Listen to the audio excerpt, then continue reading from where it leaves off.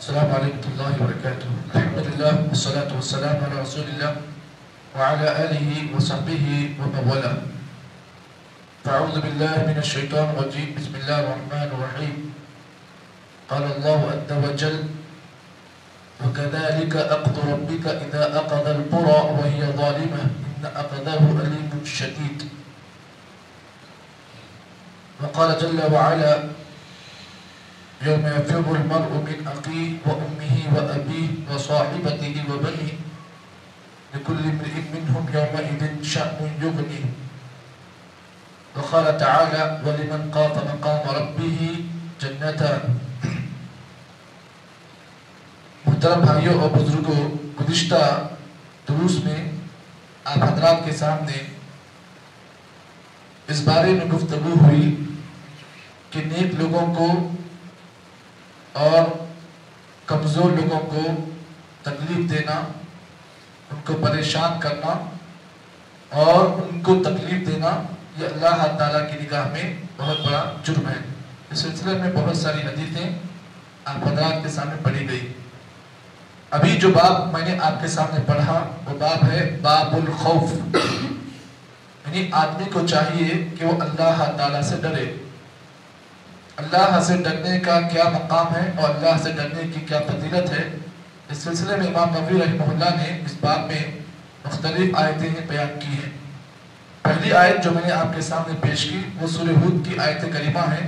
اللہ تعالیٰ نے فرمایا: وَكَذَلِكَ أَخْذُ رَبِّكَ إِذَا أَخَذَ الْقُرَى وَهِيَ ظَالِمَةٌ إِنَّ أَخْذَهُ أَلِيمٌ شَدِيدٌ۔ اللہ تعالیٰ فرماتے ہیں اے نبی آپ اس بات کو جان لیں، ہم نے آپ سے پہلے جتنے بستیوں کو ہلاک کیا، جتنی بستیاں ہلاک و برباد ہوئی، ان کا جرم یہ تھا وہی ظالمہ، وہ لوگ ظالم تھی، ظلم وہ لوگ کیا کرتے تھے۔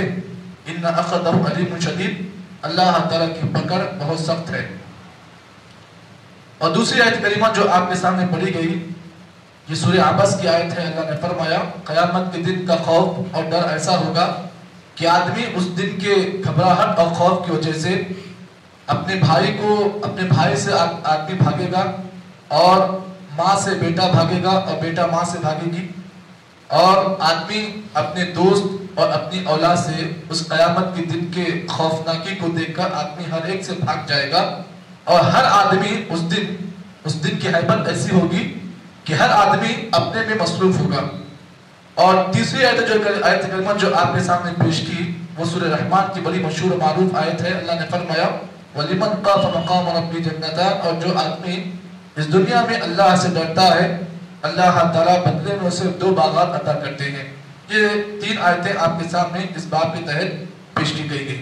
اب آئیے اس سلسلے میں سب سے پہلی حدیث جو اس درس میں امام نووی رحمہ اللہ نے اس باب میں باندھا ہے وہ باب الخوف ہے، اور آپ یہ حدیث حضرت عبداللہ بن مسعود رضی اللہ تعالیٰ عنہ فرماتے ہیں: وعن ابن مسعود رضی اللہ تعالیٰ عنہ قال حدثنا رسول اللہ صلی اللہ علیہ وسلم وهو الصادق المصدوق۔ حضرت عبداللہ بن مسعود کہتے ہیں کہ میں نے اس حدیث کو اللہ کے نبی سے سنا، نبی نے اس حدیث کو بیان کیا، وهو الصادق المصدوق، اللہ کے نبی سچے تھے اور سچ بات آپ کہا کرتے تھے۔ آپ نے فرمایا، اللہ کے نبی فرمائے: ان احدکم یجمع خلقہ فی بطن امہ 40 یوما نطفہ۔ اس حدیث میں اللہ کے نبی صلی اللہ علیہ وسلم نے انسان کی پیدائش کو بیان کیا، انسان کیسے اپنے ماں کے پیٹ میں پیدا ہوتا ہے اس کو بیان کیا گیا۔ نبی اکرم نے فرمایا: ان احدکم یجمع خلقہ فی بطن امہ 40 یوما نطفہ۔ جب شوہر اور بیوی دونوں میں آپس میں ملاقات کرتے ہیں تو جو ان کے جسم سے نطفہ نکلتا ہے اللہ تعالیٰ اس نطفے کو ماں کے پیٹ میں 40 دن تک اللہ رکھتے ہیں اس نطفے کو۔ اس کے بعد پھر نبی نے فرمایا: ثم يكون علقة مثل ذلك، پھر وہ نطفہ جو پانی کی طرح ہوتا ہے، قطرے کی طرح ہوتا ہے، نبی نے کہا ثم يكون علقة مثل ذلك، پھر وہ نطفہ 40 دن کے بعد علقہ بن جاتا ہے۔ علقے سے مراد خون کا ایک لوتھڑا، خون کا ایک گڈھا وہ بن جاتا ہے۔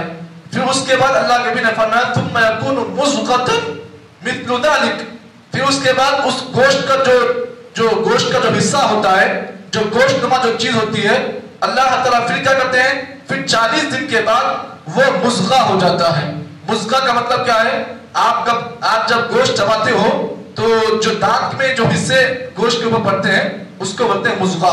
ثم یرسل الملک، پھر اللہ تعالیٰ 120 دن 40 دن نطفہ، پھر 40 دن پھر علقہ، پھر 40 دن مضغہ، یہ کل ملا کر 120 دن.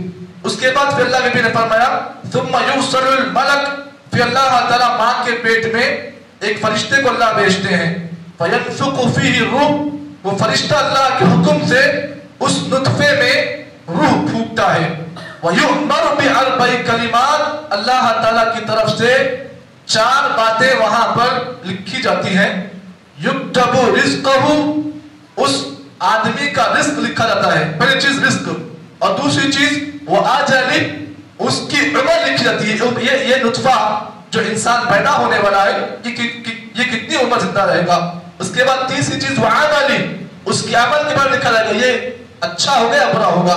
وَشَقِيٌّ وَسَعِيدٌ، یہ آدمی نیک وقت ہوگا یا برا وقت ہوگا. یہ 4 باتیں فرشتہ لکھتا ہے وہاں سے تقدیر کے اس باب میں.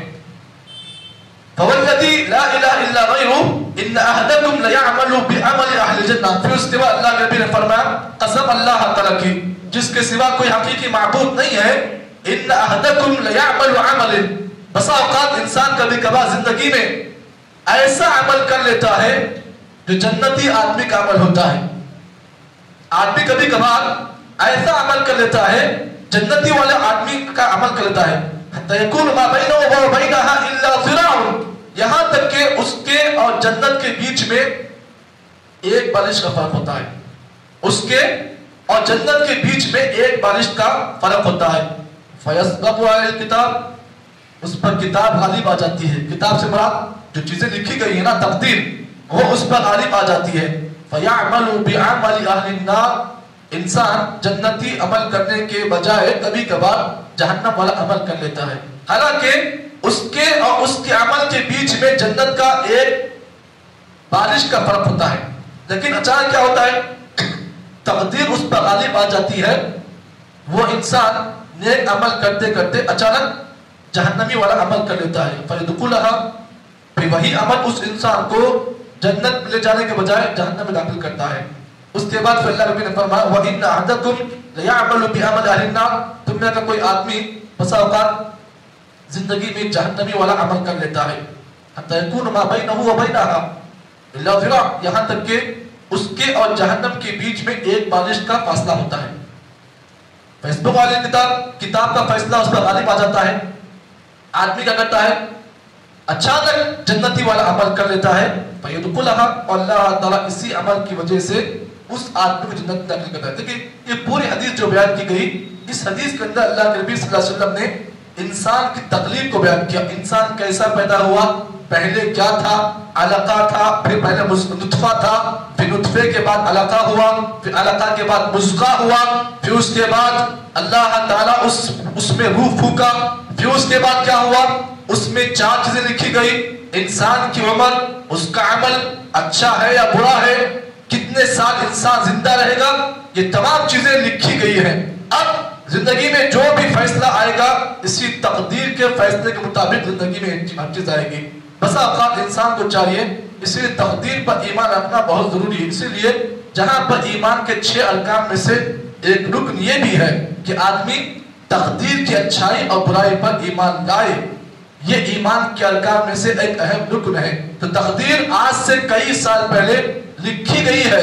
زندگی میں جو کچھ بھی ہوتا ہے اسی تقدیر کے فیصلے کے مطابق ہوتا ہے. اسی لیے انسان کو چاہیے اپنی تقدیر کے فیصلے کو انسان قبول کرے، اور کبھی بھی انسان یہ نہ سمجھے کہ میرا عمل مجھے جنت مل جائے گا. بسا اوقات کیا ہوتا ہے، انسان اچھا عمل کرتے کرتے بسا اوقات ایسا عمل کر لیتا ہے جو اہل جہنم کا ہوتا ہے. اس حدیث کی اور بھی وضاحت انشاءاللہ کل کے درس میں آپ کے سامنے پیش کی جائے گی. اللہ سے دعا ہے کہ اللہ رب العالمین مجھے اور آپ کو جتنی باتیں اس حدیث کی روشنی سے بتائی گئی ہیں، اللہ صحیح معنی میں اس سے ڈر کر زندگی گزارنے توفیق عطا فرمائے. سبحان اللہ بحمدہ، سبحانک اللہم وبحمدک، نشہد ان لا الہ الا انت، نستغفرک ونتوب الیک.